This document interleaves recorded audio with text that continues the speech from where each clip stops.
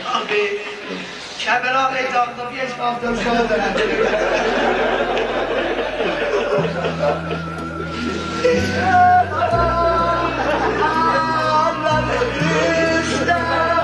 Ne kadar dolanır, şahit ol, yoktur dahi, ne olamam, ne kalamam.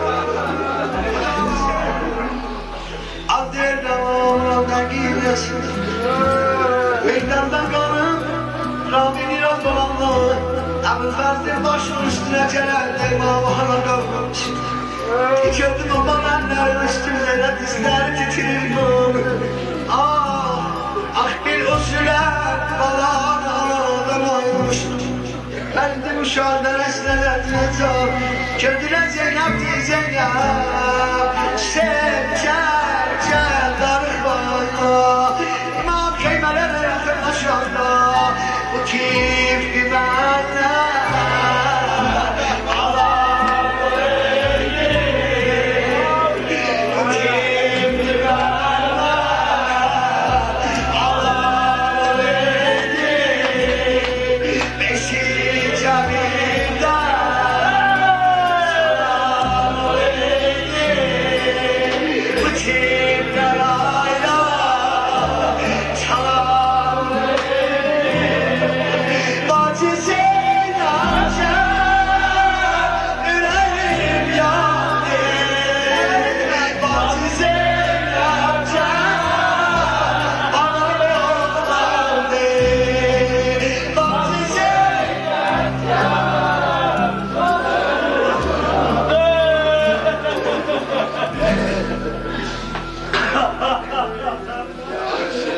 Allah sana rahmet rahmet hiçbir beni boş yola saldı.